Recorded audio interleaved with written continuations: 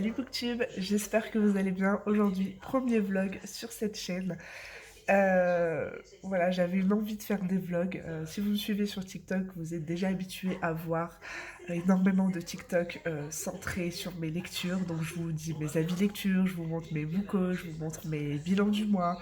Je fais aussi des vidéos avec les sons, les trends du moment, le plus possible en rapport au livre, mais je fais aussi un peu, voilà, il y a aussi du côté fun, donc j'essaye de danser, j'essaye de faire les trends de danse quand les pas sont pas trop compliqués, j'avoue.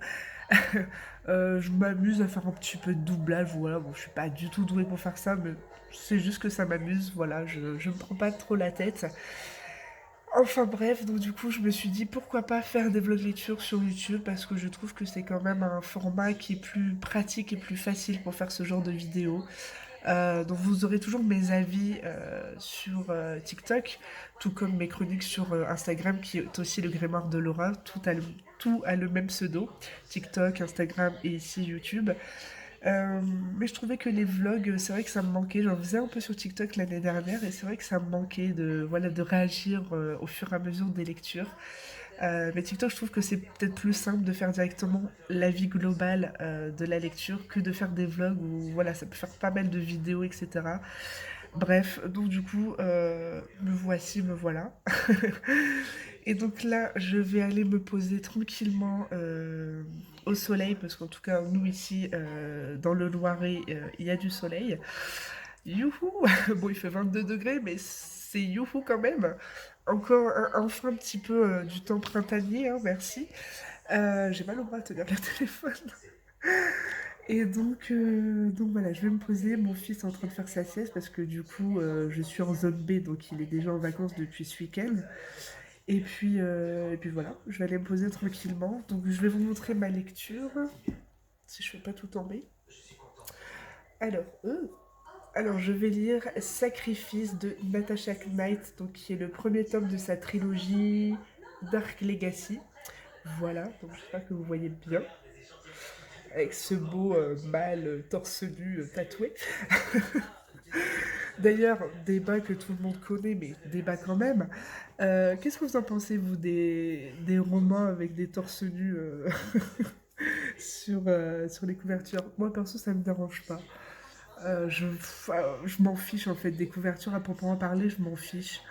Ça me dérange pas et j'ai pas honte non plus de lire un livre avec un torse-poil dehors, enfin en public, quoi. Franchement, je m'en fous. C'est vraiment quelque chose qui me passe au-dessus. Bref, donc voilà, donc Natasha Knight, donc ce roman, pour ceux qui ne le connaissent pas, c'est Dark Romance. Vous allez voir hein, sur cette chaîne, je lis principalement de la romance avec beaucoup d'érotisme, j'avoue. Je lis aussi de la romance dite young adult où c'est très soft, mais je lis plus de la romance new adult où il y a quand même pas mal de scènes érotiques. Et la dark romance, je l'avais découverte un peu il y a quelques années, mais j'avais lu un livre qui m'avait pas trop botté et je sais pas, j'étais pas dedans et du coup ça m'avait refroidi. Je me suis dit, je crois que la dark romance c'est pas fait pour moi. Mais TikTok est arrivé avec cette vague de la dark romance, c'est trop bien. Et du coup j'en ai lu, enfin j'en ai lu. Oui, j'en ai lu, mais je veux dire, j'ai vu tellement de livres passer de la dark romance, il y en a eu plein qui m'ont donné envie et je me suis dit, mais allez, retentons l'expérience et on verra. Et du coup, j'ai retenté avec quelques-uns. Et ouais, je me suis dit, c'est un autre level carrément, hein. Là, c'est clairement un autre level, la Dark Romance, mais c'est trop, trop bien. Enfin, pour moi, en tout cas, j'adore. Et donc, voilà. J'adore, j'adore. Donc là, justement, celui-ci, c'est une Dark Romance. Donc, Natasha Knight, qui est une auteure de Dark Romance. Je crois qu'elle écrit que des Dark Romance. Je peux peut-être me tromper. Pour ceux qui savent, n'hésitez pas à me le dire. Mais il me semble qu'elle écrit que de la Dark. Et du coup, bah forcément, j'en ai entendu énormément parler sur TikTok. Enfin, j'ai même d'ailleurs plein de livres d'elle dans ma page, donc pour vous dire que voilà. Donc voilà, donc je vais commencer avec celui-ci. Et puis voilà, je vais aller me poser tranquillement. Et puis j'hésiterai pas à vous retrouver pour vous donner mes petites réactions à chaud au fur et à mesure. Voilà, s'il y a quelque chose qui m'interpelle, etc. Et puis voilà. Et puis bah, moi, je vous dis à tout à l'heure ou à demain, je sais pas à chaque fois, hein, je sais pas comment ça va se passer. Mais quoi qu'il en soit, on se retrouve. La page 63 et les pages d'avant, là, ce qui s'est passé avec Elena. Bonjour. Un truc de fou. Je suis la belle-mère de Sébastien, j'ai juste envie de la truffider. Elle est pas venue avec soi. À part ça, ça va. Mais oh non, non, non, non. C'est très violent dès le début, dès les premières scènes. C'est vraiment de la dark, mais j'adore. C'est addictif. Pour l'instant, j'aime bien ce premier tome. Bon, comme je vous disais, c'est très, c'est de la dark, hein, donc la violence est là, enfin voilà. Donc ça, c'est pas quelque chose qui me dérange parce que quand on dit de la dark, on s'y attend. Mais j'ai hâte d'en savoir plus parce qu'on sent que voilà, il y a des choses qui sont cachées, il y a des choses, voilà, il y a des choses qui doivent être clarifiées, mais pour l'instant j'aime bien. Après, je peux pas encore dire je me suis vraiment attachée ni à Sébastien ni à Elena. J'ai pas encore d'attache. Là, je suis arrivée à quoi? À la page. Je suis pas encore à la page 100, je crois. J'y suis presque. Donc on verra. Mais bon, ça me fait un peu peur parce qu'il y a que. Enfin. En tout cas, sur la liseuse, il y a que 208 pages. Donc du coup, je me dis si je me suis déjà pas trop attachée à eux, ça va se passer comment? Bon, après, c'est pas parce qu'on s'attache pas à des personnages qu'on ne peut pas aimer l'histoire, mais je préfère quand même être attachée aux personnages de base. Mais bon, voilà. Le texte de l'histoire, j'aime beaucoup, hein. C'est juste que je suis un peu bloquée le fait que je m'attache pas aux personnages pour l'instant. Mais sinon, le côté très original de l'histoire, bon, enfin original en partie, parce qu'évidemment le côté kidnapping, etc., c'est la même chose, mais je veux dire le côté où c'est dans le résumé, je spoil pas, hein, mais le côté traditionnel où voilà, la famille Scafoni se doit de prendre une Willow durant 3 ans de sa vie et faire en sorte de la briser, la détruire, faire clairement ce qu'il veut avec, quoi. Donc voilà, ça va du très loin, quoi, dans les choses qu'ils peuvent faire. Euh, Après, le problème, c'est que quand ils rentrent ces jeunes filles, ben, enfin, elles sont complètement, elles n'arrivent pas à se remettre dans une vie normale, quoi. Là, forcément, elles sont, pour la plupart, choquées et traumatisées de ce qu'elles ont pu vivre. Pardon, vous voyez mes gros doigts là. Et donc, du coup, voilà, c'est pas évident de se réintégrer dans une vie normale, de reprendre, je sais pas, un travail ou quoi aux caisses. Enfin, c'est complètement limite impossible. Mais bon, et là, du coup, bah, Elena va devoir, pareil, rester 3 ans. Donc là, elle est avec Sébastien. Normalement, dans la logique, ensuite, elle devrait être avec Ethan. Et puis le troisième, Grégory. Donc on va voir. Mais sinon, pour l'instant, j'aime beaucoup, hein. C'est juste ce qui me bloque, c'est que je ne m'attache pas encore au personnage. Donc c'est un peu dommage. Sinon, la belle-mère de Sébastien, Lucinda, elle est juste exécrable au possible. Mais bon, je sais pas ce qu'elle peut faire encore de pire ou de. Enfin, je sais pas où est-ce qu'elle peut encore aller, mais déjà là, c'était costaud. Bref, donc je vous reparle plus tard, soit dans la journée ou je sais pas. Refaire un petit update. Euh, je suis toujours pas attachée au personnage, hein.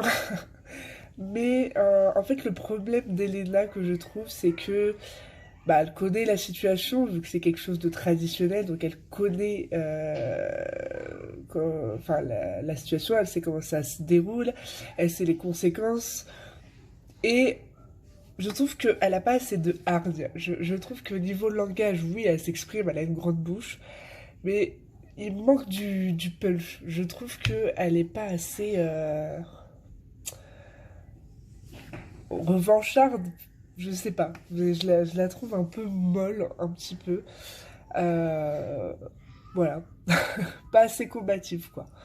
Et après, pour Sébastien, Sébastien, lui, bah, c'est le parfait, le parfait connard, hein, clairement. Mais Mais j'aime bien, c'est qu'il se laisse pas tout de suite. Enfin, la romance n'est pas encore là et j'en suis à plus de la moitié hein, là. Et la romance pure et dure n'est pas encore là. Donc je sais pas si elle va arriver ou pas. En tout cas, ce que j'aime, c'est qu'il garde vraiment ce côté droit, froid. euh, et voilà quoi.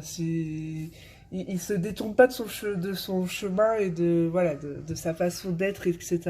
Donc ça, pour une fois, j'aime bien, parce que c'est vrai que des fois, que ce soit dans les dark romances ou dans des romances juste avec un bad boy, il se laisse... Il succombe vite, quoi. Il succombe peut-être un peu trop vite, et du coup, voilà. Il manque un peu de piquant. Mais là, je trouve qu'il y a du piquant parce que ouais, il se laisse pas tout de suite mener par le bout du nez, si on peut dire ça comme ça. Donc, pour l'instant, c'est ça que j'aime bien par contre chez lui. Et sinon, concernant Sacrifice, donc j'ai lu un peu hier dans la soirée parce que il n'y a pas grand chose à la télé. Et là, j'en suis à la page 145, je crois, un truc comme ça. Bah, je suis mitigée, les amis, hein. Je suis mitigée. Je suis mitigée. Le côté dark est bien là, et vu que c'est ce que j'attends de dark romance, entre guillemets, donc oui, ça je suis d'accord. Je trouve l'histoire assez originale au niveau de la tradition, tout ça, mais je trouve, en tout cas pour le moment, c'est pas exploité, on n'en sait pas plus que ça. Voilà, on a des petites bribes, mais encore, c'est pas vraiment le pourquoi du comment. Euh, et puis bah là, j'ai lu un passage à un moment entre Sébastien et Léla, je me suis dit, quoi? Comment ça passe de ça à ça? La logique. Je sais pas, c'est passé au fioup, hyper rapidement, et j'ai pas trop compris. Donc bon, euh, ouais, voilà, j'étais un peu ok. et, euh, et voilà quoi, donc j'aime bien, mais en même temps, c'est pas folichon, je trouve. À part comme je vous dis, l'originalité de l'histoire, oui. La dark est bien une dark, et oui. Mais les personnages, on sait presque rien d'eux. J'arrive vraiment pas à m'attacher à eux. Euh, voilà quoi. Donc, ouais, je vais pas l'écraser devant vous, ça va faire plein de bruit. Euh, donc, ouais, je suis assez mitigée en fait. Et voilà. Enfin, j'ai pas de secret celui-là. Et donc, ouais, l'écriture, je la trouve bien, mais je trouve qu'il manque de profondeur. Il manque quelque chose. J'ai l'impression que il y a des parties manquantes, ou alors, je sais pas, est-ce qu'elle les exploite peut-être dans le tome 2, le tome 3, c'est possible. Peut-être que le tome 1 fait juste office d'introduction. Ça, c'est une cuillère qui est tombée euh, dans mon évier, je vais y arriver. Donc oui, est-ce que ça fait guise d'introduction et que avec les autres frères, tout ça, on va en savoir un peu plus. Voilà, j'ai hâte un peu de savoir parce que là, je suis un peu voilà, perplexe. Mais ça me donne quand même envie de lire les autres tomes, surtout le tome 2, normalement dans la logique, c'est sur Ethan. Et normalement, il y a des choses à savoir sur Ethan. Voilà. Surtout, voilà, enfin, bref, il y a des choses à savoir sur Ethan.